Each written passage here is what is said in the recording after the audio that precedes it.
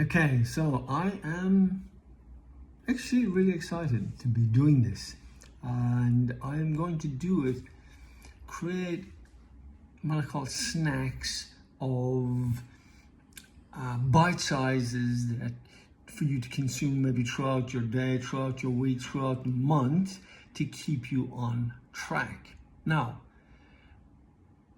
what I'm going to do is create a philosophy, my philosophy for living a life that is about sovereignty, about freedom, and about expression. Because if we're free and we're expressing ourselves, in other words, we're being creative in some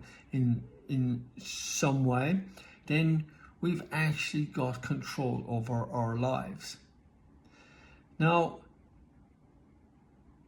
the first thing I want to look at is what would be the three things, if I could only have three tools in my kit bag to keep me focused on creating a life that is allows me to get more freedom in my life. It would be this.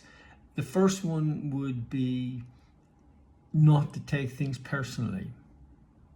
So not just not take things personally, but not take the news personally, not take advertising personally, not take social media personally.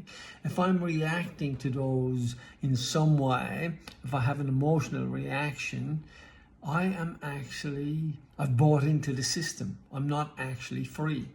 So that's the first one, and I will do many videos on this because I think it's such a massive topic. But stop taking things personally. That's including what your partner is saying to you. It's what your business partners might be saying to you. What driving in traffic. Stop making it personal. Stop taking it personally. And this will start to free you up. The second thing that I would, if there was one practice that I need to keep working on, would be gratitude. And I know there's a lot written about gratitude diaries, and I'm all for it, but it kind of was never my thing. But it's about connecting with gratitude in some way, particularly in those moments when you don't feel like being grateful. You don't feel like that you've got anything to be grateful for. It's in those moments, if you start to work on the little things. I'm grateful for the cup of coffee I had today. I'm grateful for the flower I saw in the bush as I was walking down the street.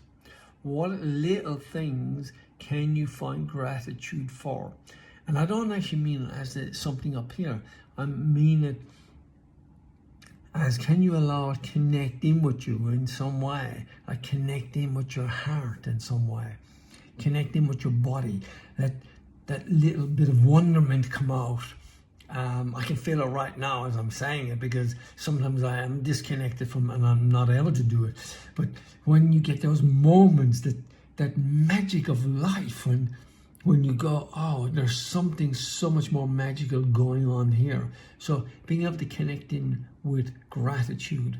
And gratitude is a really good form of a receivership, as I think Joe Dispenza talks about. If you're in a state of gratitude, then more things can actually come to you. So that's the second thing. And the third thing I would be kind of telling myself on a daily basis is keep things in perspective. It's really important to keep things in perspective, and particularly when things aren't going well, and to be able to say, this too shall pass, because it eventually will change. And if you keep your focus on your philosophy, which you're going to create, then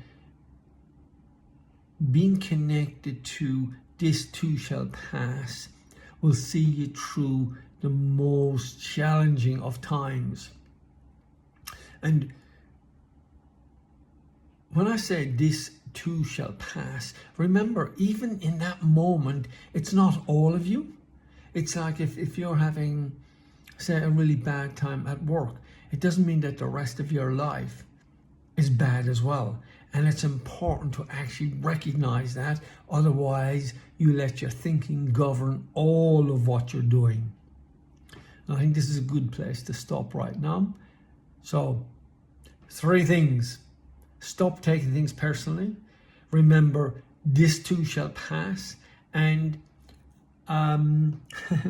gratitude. Finding gratitude even in the smallest of things.